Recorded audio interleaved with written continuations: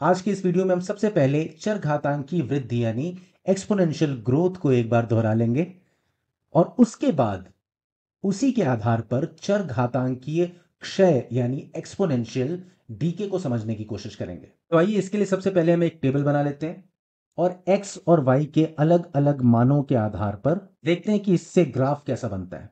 हमने मान लिया कि x का मान 0 रखने पर y का मान होता है 3 और जब भी हम x के मान में 1 की वृद्धि करते हैं तो y का मान पिछले मान से दुगना हो जाता है। जैसे यहां पर 0 से 1 पर आएंगे तो y का मान कितना हो जाएगा, 3 गुणे 2 यानी 6।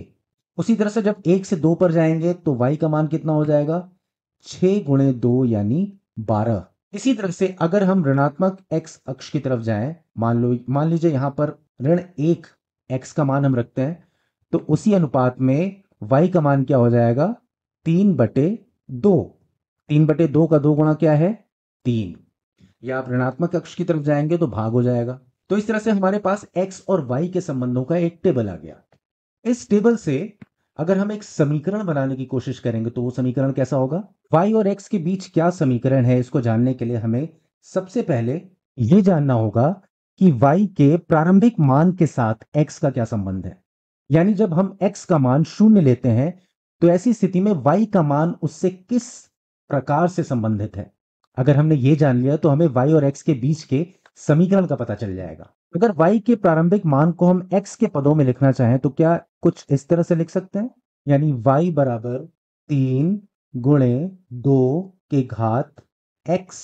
यहां 3 हमने इसलिए लिखा क्योंकि जब x का मान 0 होता है तो y का मान 3 होता है। उसमें 2 का गुणा इसलिए किया क्योंकि हर बार y का नया मान पिछले मान की अपेक्षा दुगना होता है। तो यहां पर सार्व अनुपात 2 का है और इस पूरे 2 पर जो घात लगती है उसका मान वही है जो x का मान है। अब अगर इस समीकरण को जांचना हो, इसका परीक्षण करना हो कि यह सही है कि नहीं, तो x का मान यहां इस टेबल से उठाकर यहां पर रखते जाइए और पता चल जाएगा कि समीकरण सही भी है या नहीं।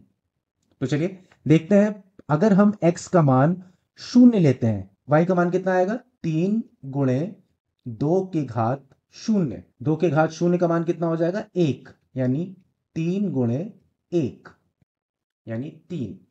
और इसी तरह से अगर हम x के दूसरे मान इस समीकरण में रखते जाएंगे तो y का मान पता चलता जाएगा और वो टेबल के हिसाब से भी सही होगा।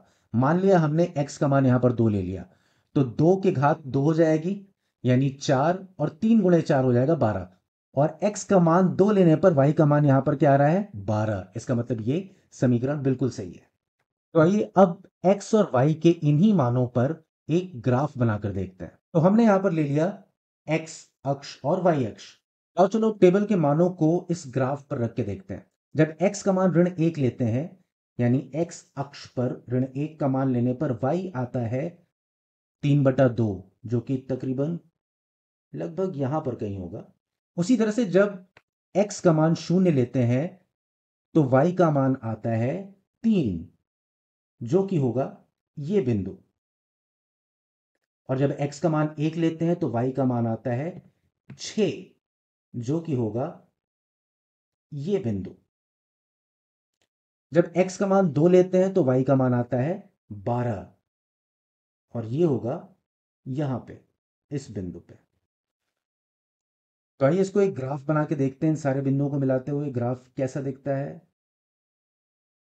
तो ये रहा हमारा ऊपर की टेबल के हिसाब से बने एक्सपोनेंशियल ग्रोथ यानी चर घातांकीय वृद्धि का कर्व। इसी ग्राफ में जब x का ऋणात्मक मान बढ़ाते जाएंगे तो ये 0 की तरफ पहुंचता जाएगा, लेकिन दरअसल कभी ये 0 से मिलेगा नहीं। और ठीक इसी के विपरीत जब इसका x का मान धनात्मक जितना ज्यादा करते जाएंगे उतनी ज्यादा इसकी वैल्यू या इसका मान उतनी तेजी से ऊपर बढ़ेगा, बहुत तेजी से। और ये हम पिछले वीडियोस में कवर कर चुके हैं कि किस तरह से चर घातांकी फलनों का मान बढ़ता है। चलिए अब हम इसी की तुलना चर घातांकी क्षय यानी एक्सपोनेंशियल डीके से करते हैं। तो आइए हम एक और टेबल बना लेते हैं और इस टेबल में x और y के बीच का संबंध पिछले टेबल के मुकाबले बिल्कुल उल्टा होगा। चलिए इस टेबल में भी हमने मान लिया कि जब x का मान 0 होता है तो y का मान होता है 3।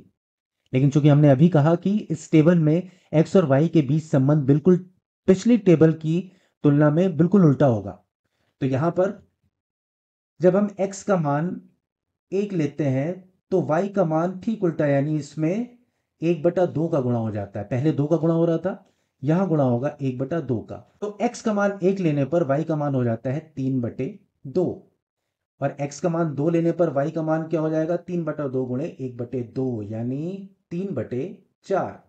अगर इसी तरह से ऋणात्मक मान को देखें तो x का मान -1 लेने पर y का मान हो जाएगा 3/1/2, या इसको क्या लिख सकते हैं हम लोग, 6। और अब अगर हम इस टेबल के हिसाब से भी x और y के बीच समीकरण लिखने की कोशिश करेंगे तो वो भी पिछले टेबल जैसा ही होगा। बस यहां पर अंतर सिर्फ इतना होगा कि वहां पर जो कॉमन रेशियो यानी सार्व अनुपात 2 था, वो यहां पर हो जाएगा 1/2। तो इस तरह से इस टेबल का y और x समीकरण क्या होगा, y बराबर 3 गुणे 1/2 के घात x।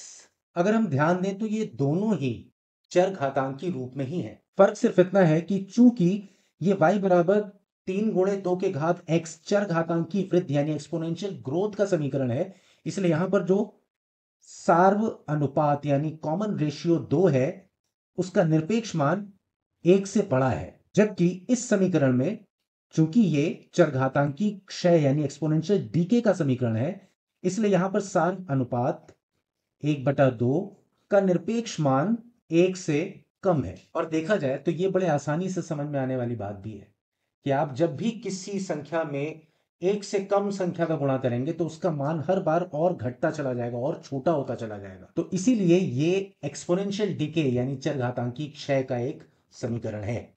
और एक्स वाई के इन्हीं मानों पर एक ग्राफ बना के देखते हैं तो ये चीज और अच्छे से समझ में आ जाएगी। जब हम x का मान -1 लेते हैं तो y का मान होता है 6। ये देखिए हमारे ग्राफ का पहला बिंदु मिल गया। जब हम x का मान 0 लेते हैं तो y का मान होता है 3। ये रहा हमारा दूसरा बिंदु।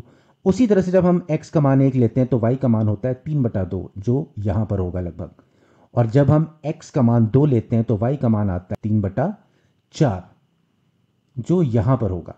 और इन सभी बिंदुओं को अगर आपस में मिलाएं तो हमारा ग्राफ कुछ ऐसा बन जाएगा।